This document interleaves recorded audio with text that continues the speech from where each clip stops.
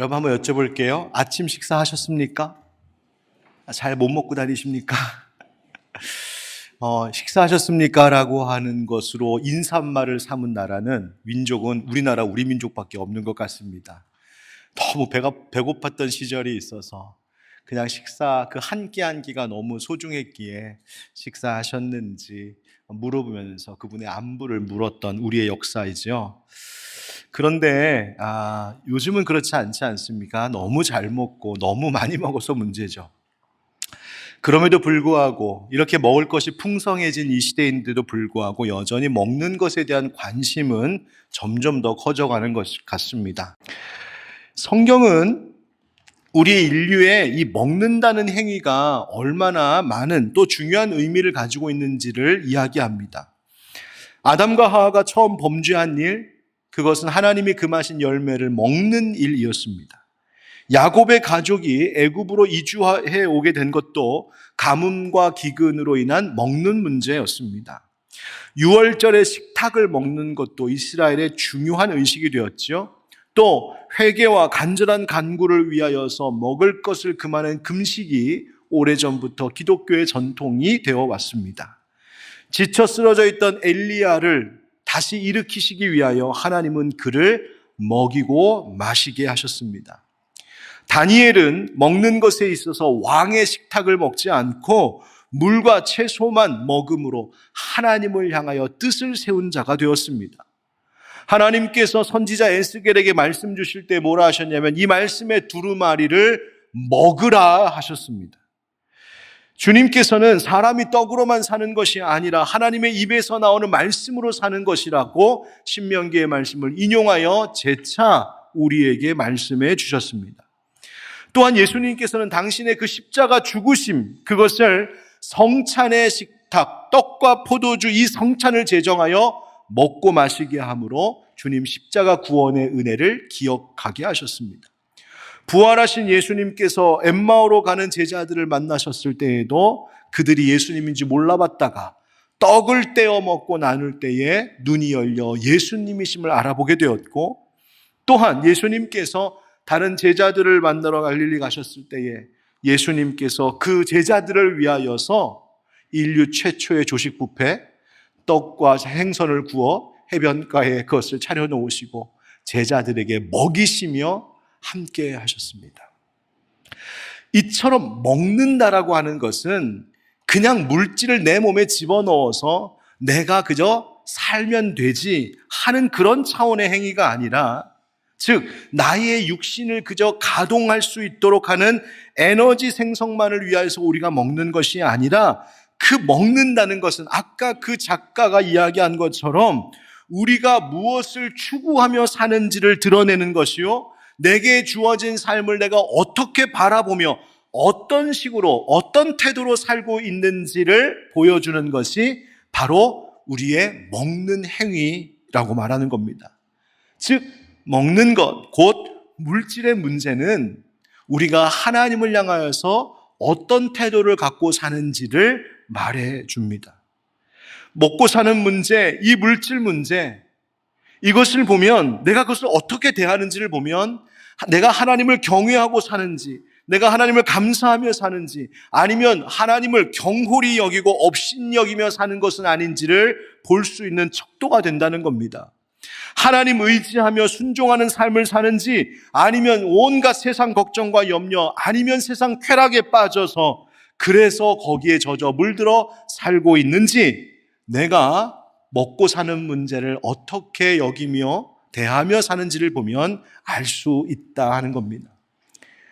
마태복음 6장 말씀에 그래서 예수님 우리 잘 아시는 그 말씀 하신 거죠. 한 사람이 두 주인을 섬기지 못할 것이니 혹 이를 미워하고 저를 사랑하거나 혹 이를 중히 여기고 저를 영히 여기리라. 너희가 하나님과 재물을 겸하여 섬기지 못하느니라. 또 예수님 이어서 말씀하시기를 공중에 나는 새를 봐라, 풀에 들에 핀 꽃과 그 들풀들을 봐라. 하나님 아버지께서 다 먹이시고 입히시지 않느냐? 그러니 무엇을 먹을까, 무엇을 마실까, 무엇을 입을까 하지 말라. 이는 다 이방인들이 구하는 것이라. 너희 하늘 아버지께서 이 모든 것이 너희에게 있어야 할 줄을 아시느니라. 아멘. 이 말씀 믿으십니까? 아멘. 예. 그래서 우리의 이 먹고 사는 행위 속에서 하나님을 향한 믿음의 태도를 볼 수 있는 것이기에 여러분, 염려와 근심 버리고 욕심 내려놓고 그저 세상의 어떠한 것들을, 심지어 신앙생활도 그저 소비하듯 해버리는 것이 아니라 그 모든 것 속에서 하나님을 향한 감사, 하나님을 향한 신뢰의 마음을 담아낼 수 있는 그런 성숙한 그리스도인들 되시기를 예수님의 이름으로 축복합니다. 오늘 먹는 이야기를 이렇게 한 이유는 바로 오늘 본문 이야기가 그것이기 때문에 그렇습니다. 이스라엘 백성들이, 우리 지난주에 말씀 기억하시죠? 마라에서 마라의 그 쓴물이 단물로 바뀐 기적을 체험하고 하나님 엘림으로 인도하셨습니다. 그야말로 광야의 오아시스였습니다. 그 엘림에서 충분히 물을 마시고 기력을 회복했습니다. 그런데 하나님은 이 엘림에 계속 이스라엘 백성들을 두지 않으셨습니다. 그 엘림에서 잠시 장막은 쳤었으나 그것을 거두어 다시 일어나 떠나게 하셨습니다. 여러분, 잊지 마십시오. 하나님께서 우리의 인생에도 때로는 엘림과 같은 것들을 축복으로 주실 때가 있습니다. 하는 일과 가정의 모든 일들이 잘 되기도 하고 먹고 사는 것이 안정적이 되고 모든 것이 번성하고 형통하고 잘 되어 나로 하여금 안식하게 하시고 내 안에 또 그런 만족을 얻게 하시는 엘림의 때가 있습니다. 그러나 그때 여러분 진짜 잊지 말아야 될 것이 있습니다. 그것이 뭐냐면 엘림도 떠나야 할 곳이라는 사실을 잊지 마셔야 합니다. 이 세상에서의 엘림은 우리가 영원히 장막치고 있을 곳이 아닙니다. 이스라엘 백성들은 엘림이 목적지가 아니라 어디가 목적지였어요? 가나안 땅, 약속의 땅이 목적지였던 것처럼 여러분, 하나님께서 이 땅 사는 동안에 우리를 위로하시고 우리에게 힘주시기 위하여 때로는 이 땅에 엘림과 같이 풍요로운 것들로 주실 때 여러분, 야 이제 다 왔구나, 이게 끝이구나라고 하고 거기에 주저앉지 마시고 여러분, 우리가 가야 할 그곳은 하나님 나라 본향인 줄 알고 그 나라 가기까지 이 땅에서의 엘림을 늘 떠나보낼 줄 아는, 그래서 하나님만 바라보며 걸을 줄 아는 우리가 되시길 예수님의 이름으로 축복합니다. 그렇게 이스라엘 백성들이 엘림을 떠났어요. 그리고 간 곳이 어디냐면 엘림과 시내산 사이에 있는 신광야라고 하는 광야였습니다. 문제는 이 광야에서 음식, 먹을 것이 똑 떨어지는 현실의 문제를 만나게 되죠. 그래서 하나님께서 이스라엘 백성들에게 바로 하늘의 양식, 만나를 먹이시는 기적이 여기서 일어난 겁니다. 그런데 앞서 말씀드린 것처럼 왜 만나의 은혜, 만나의 축복, 만나의 기적이 아니라 목사님 만나의 시험이라고 말씀하셨습니까? 그 이유가 이제 나옵니다. 바로 4절의 말씀 때문입니다. 우리 4절 같이 읽어보실까요? 시작. 그때에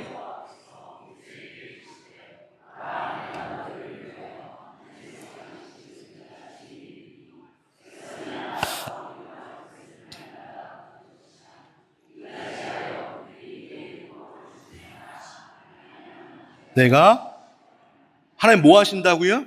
시험하리라. 여러분, 하나님께서 만나를 주시는데 물론 그것이 기적이고 은혜이지만 동시에 하나님은 이 만나를 통하여 이스라엘 백성들을 시험하고자 하셨어요. 여기서의 시험이란 죄에 빠지도록 유혹하는 것을 이야기하는 것이 아니라 무엇이 어떠한가를 입증하는 것, 검증한다는 의미의 바로 믿음의 테스트였다는 말입니다. 그렇다면 하나님께서 이스라엘 백성들에게 만나를 주시면서 테스트한 내용이 있다는 것처럼 오늘 우리에게도 그 만나로 우리를 먹이시면서 우리에게 묻고 계신 것이 있습니다. 오늘 본문 말씀 보니까 한 3가지의 질문으로 정리를 해볼 수 있겠더라고요. 그 첫 번째 질문은 바로 이것입니다. 한번 따라합시다. 날마다 하나님을 의지하는가? 여러분, 하나님께서 이 이스라엘 백성들에게 만나를 내려주실 때에 정하신 것이 있었는데 그것은 만나를 매일 아침마다 내려주신다고 약속하셨고, 그러니 각 사람은 먹을 만큼, 그날 먹을 만큼만 거두라고 하셨어요. 말 그대로 일용할 양식만 얻게 하셨습니다. 내일이 걱정된다고 해서 아무리 쌓아두어도 소용이 없었습니다. 하루가 지나면 하나님께서 그 만나에 벌레가 생기고 냄새가 나게 하셨기 때문입니다. 그래서 안식일을 지키기 위해서 그 전날만, 안식일 전날만 이틀치 갑절로 거두게 하셨고, 나머지 평일은 꼭 그날 먹을 것만 거두게 하셔서 하루도 어김없이 매일매일 만나를 거두게 하셨습니다. 왜 그러셨을까요? 한 일주일치 한 번에, 아니면 한 달치 그냥 한 번에 팍 내려주시면, 그거 쫙 싸놓고 먹으면 걱정도 없고 하나님도 매일 수고하지 않으셔도 될 것 같은데 왜 하나님은 매일매일 거두게 하셨을까요? 이유가 있죠. 그것은 날마다 매일 하나님만 의지하게 하시기 위함이었습니다. 그래서 모세와 아론을 통하여 하나님은 이렇게도 말씀하세요. 7절 8절에 아침에는 너희가 여호와의 영광을 보리니 이는 여호와께서 너희가 자기를 향하여 원망함을 들으셨음이라. 우리가 누구이기에 너희가 우리에게 대하여 원망하느냐. 모세가 또 이르되 여호와께서 저녁에는 너희에게 고기를 주어 먹이시고 아침에는 떡으로 배불리시리니 이는 여호와께서 자기를 향하여 너희가 원망하는 그 말을 들으셨음이라. 우리가 누구냐. 너희의 원망은 우리를 향하여 함이 아니요 여호와를 향하여 함이로다. 아멘. 여러분, 원망에 대한 말씀 조금 이따 다시 하겠지만 오늘 성경에 보니까 모세와 아론을 향하여서 원망한 것, 사람끼리 원망하고 불평한 것, 그거 다 하나님 들으셨고 그거 다 하나님을 향한 원망이 된다고 경고하셨습니다. 여러분, 그런데 하나님께서 이 하신 말씀 속에 아침과 저녁에 대한 이야기를 하시죠. 네가 아침에 저녁에 배부를 것이고 아침에 영광을 볼 거라고. 여러분, 이 말씀이 무슨 뜻일까요? 만나로 먹고 사는 사람, 하나님의 은혜로 먹고 살아가는 우리들의 아침과 저녁이 어떠해야 하는지를 말씀해 주고 있는 이 구절입니다. 여러분, 하루를 마치고 잠자리에 들 때 내일이 다가오는 것에 대한 두려움과 불안 속에서 잠들 것이 아니라 오늘도 먹여주신 이 하나님께서 내일도 먹여주실 것을 믿고 그 하나님을 신뢰하고 의지하는 마음으로 그날 저녁 잠자리에 들라고 하시는 겁니다. 아침을 두려움 속에서 시작하는 것이 아니라 오늘도 먹이시고 살리실 하나님을 향한 신뢰, 날마다 예비된 은혜를 의지하며 아침을 시작하라고 하시는 겁니다. 여러분, 잊지 마십시오. 우리는 날마다 하나님 먹여주시는 양식으로 사는 백성이요, 하루하루가 하나님의 기적임을 기억하시기 바랍니다. 여러분의 아침과 저녁에 하나님의 영광을 바라보는 그 기쁨과 감사가 늘 넘치길 축복합니다. 그러면 그렇게 살려면 어떻게 해야 될까? 여러분, 하늘의 양식, 주님께서 말씀하셨듯이 사람이 떡으로만 살 것이 아니고 하나님의 입에서 나오는 말씀으로 살라고요. 여러분, 우리는 육의 양식을 얻기 전에 그냥 그것 때문에, 육의 양식, 물질 때문에만 감사하고 그것 때문에만 또 걱정하며 사는 우리가 아니라 내 영혼을 채우시기 위하여 주시는 영혼의 양식, 하나님 말씀 먹고 그 힘으로 살아야 될 사람들입니다. 여러분, 요즘 매일 하나님 말씀 먹고 계십니까? 여러분, 하나님 말씀 매일 읽으시고 묵상하시나요? 새벽마다 아침마다 하나님께 엎드려 하나님의 음성에 귀를 기울이십니까? 여러분, 그것이 우리를 살게 하는 겁니다. 그리스도인의 삶을 요약하자면 그것은 묵상하는 삶입니다. 묵상한다는 것은 곱씹는다는 말이에요. 입에 들어간 것을 몇 번이고 또 씹고 또 씹고 또 씹는 것, 바로 그것이 묵상입니다. 이 묵상하는 삶이 되려면 우리는 아침마다 그 어떤 것보다도 하나님의 말씀으로 내 입을, 내 마음을, 내 생각을 채우며 시작해야 됩니다. 그리고 그 한마디 한 구절의 말씀이라도 종일토록 곱씹듯 되풀이하고 묵상할 때에 그 말씀이 나에게 힘이 되고 그 하루를 살아가게 하는 영적인 에너지가 되는 겁니다. 여러분, 꼭 아침마다 하나님 말씀으로 하루를 시작하십시오. 정말 짧은 한 순간이라도 꼭 하나님의 말씀 앞에 조아리십시오.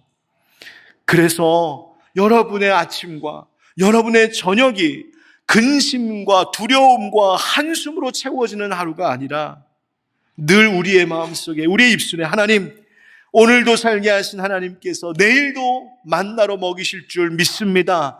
하나님, 나는 이 세상의 물질, 내 눈앞에 지금 펼쳐진 이 물질의 식탁을 신뢰하며 사는 것이 아니라 오늘 나의 영혼을 먹이시는 하나님 말씀 신뢰하며 살겠습니다. 그렇게 날마다 하나님을 향한 의지를, 그 믿음을 고백하시는 여러분 되길 주님의 이름으로 축원드립니다.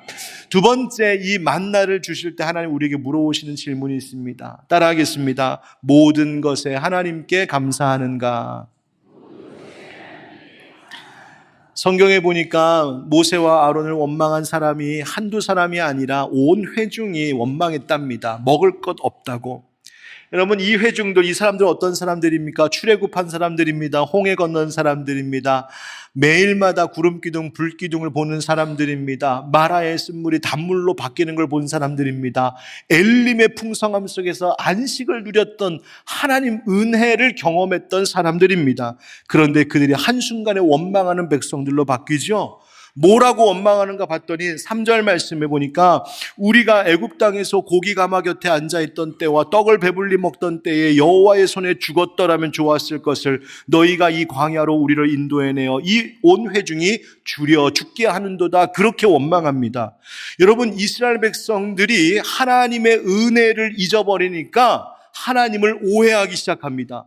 하나님이 마치 자기들을 애굽에서나 광야에서 죽이는 하나님이라고 생각한 거예요. 여러분 보십시오. 하나님은 죽이신다 한 적이 없습니다. 오히려 시내산 가기까지 시내산에 가서 너희들이 나를 경배할 것이요 가나안 약속의 그 땅까지 이르게 하신 하나님을 약속하신 하나님이셨습니다. 여러분, 하나님은 죽이시는 하나님이 아니라 살리시는 하나님이심을 믿으시기 바랍니다. 그런데 하나님 베풀어 주신 은혜를 잊으니까, 하나님 약속하신 그 약속의 말씀을 잊으니까 원망과 불평이 일어나고, 그것은 하나님을 향한 불신이 되고 거짓말합니다. 무슨 거짓말 이스라엘 백성들이 했냐면, 자기들이 애굽에서 고기 가마 곁에 앉아 있었고 떡을 배불리 먹었었답니다. 아닙니다. 그거 가짜 뉴스입니다. 여러분, 애굽에 노예살이 하던 이스라엘 백성들 그렇지 않았습니다. 그런데 하나님 주신 은혜 잊어버리니까 원망하고 불신앙 갖고 거짓말하고, 심지어 하나님은 우리를 죽이시는 하나님이라고 하나님을 모욕하고 하나님의 이름을 망령되이 일컫는 범죄를 저지른 거예요. 여러분, 이처럼 그들이 하나님을 원망했는데도, 그럼에도 불구하고 하나님은 어떻게 응답하시는지 아십니까? 4절 말씀해 보니까 여호와께서 모세에게 이르시되 보라, 내가 너희를 위하여 하늘에서 양식을 뭐같이? 비같이 내리리니 백성이 나가서 일용할 것을 날마다 거둘 것을 하나님 약속하시고 말씀하셨어요. 여러분, 하나님의 은혜가 어떤 것인지, 은혜라는 것이 뭔지를 여기서 우리는 알게 됩니다. 은혜는 백성들, 사람들, 우리들의 어떤 공로나 자격, 조건과는 상관이 없습니다. 하나님의 은혜는 그저 부어주시는 겁니다. 심지어 원망하고 하나님을 모욕했던 백성들에게까지도 하나님의 사랑은 그들에게 선물처럼 은혜를 부어주시는 사랑이었어요. 여러분, 상상을 초월하는 이야기입니다. 여러분, 하나님의 은혜, 하나님의 기적은 우리의 수준으로 가늠할 수 있는 것이 아니에요. 하나님 우리를 향하신 사랑은 우리의 이해와 상식의 영역에서 가늠하고 계산할 수 있는 것 아니에요. 하나님은 당신의 아들, 독생자 예수를 우리에게 주시기까지 우리를 사랑하신, 무한하신 사랑의 하나님이신 줄 믿습니다. 그런데 정작 만나는 얼마나 조그만 것이었는지 13절에 보니까 저녁에는 메추라기가 와서 진에 덮이고 아침에는 이슬이 진 주위에 있더니 그 이슬이 마른 후에 광야 지면에 작고 둥글며 서리같이 가는 것이 있느니라. 진짜 조그만 것들이었나 봐요. 여러분, 그 작은 것 하나가 사실은 작은 것 하나가 아니라 그 속에는 우리의 상상을 초월하는, 우리의 이해의 영역을 벗어나는 어마어마한 하나님의 사랑과 능력을 담고 있는 작은 것이었단 말이에요. 여러분, 믿음이 뭔지 아십니까? 그 작은 것 안에서 하나님의 크신 사랑을 볼 수 있는 눈을 갖는 것입니다. 이스라엘 백성들이 처음에는 그것을 봤어요. 처음에 먹을 것이 없었을 때 처음 만나를 얻었을 때는 얼마나 기뻐하고 찬양했을까. 하나님 정말 대단하십니다. 그런데 민수기 11장쯤 가니까 그들이 뭐라고 원망하는지 아십니까? 고기 먹고 싶다고, 고기 없다고 하면서 하는 말이, 하나님 만나 외에는 아무것도 없습니다. 그리고 원망합니다. 여러분, 똑같은 만나인데 처음에는 그것이 무한하신 크신 하나님의 사랑과 능력을 찬양하는 이유가 되었고, 똑같은 만나인데 민수기 11장에서는 하나님을 원망하는 이유가 되었어요. 여러분, 우리의 완악함, 우리의 어리석음이 그렇습니다. 사랑하는 성도 여러분, 아무리 작은 것이라도, 내 생활과 내 가정 속에 아무리 작은 것이라도 사실은 그것이 작은 것이 아니라 그 속에 하나님의, 우리의 상상을 초월하는 사랑과 능력이 담겨져 있는 하나님의 기적의 증거임을 기억하시고 그 작은 것에도 감사할 줄 아는 우리 되기를 축복합니다. 그래서 데살로니가전서 5장 18절 말씀 다 같이 시작. 범사에 감사하라. 이것이 그리스도 예수 안에서 너희를 향하신 하나님의 뜻이니라. 아멘. 세 번째에 하나님 해오신 질문이 있습니다. 따라합시다. 변함없이 하나님께 순종하는가? 하나님은 만나를 주시면서 규칙을 세우셨어요. 그 규칙들은 이런 거였습니다. 매일 하나님 의지하고 매일 아침마다 하나님 바라봐야 되도록 만드셨어요. 매일 하나님 바라보며 살도록, 하나님 의지하며 살도록. 또 아무리 바쁜 일이 있어도 제일 먼저 해야 하는 일이 이 만나를 거두는 일이 되게 하셨어요. 그래서 아침에 일어나면 다른 일 바쁘고 몸이 피곤하고 힘들어도 부지런히 일어나 그날 나의 몫을 거두는 것, 모든 백성들이 매일매일 하도록 하셨어요. 그게 우선이었어요. 또한 이 만나를 주우려면 몸을 숙여야 하지 않습니까? 땅에 있는 것. 그러니 아침마다 일어나서 하늘 하나님께 항상 구부리고 엎드리고 하나님 앞에 조아리는 것을 배우게 하셨어요. 그리고 이 모든 것들을 대대로 기억하게 하셨어요. 우리 34절 35절 같이 읽겠습니다. 시작. 아로리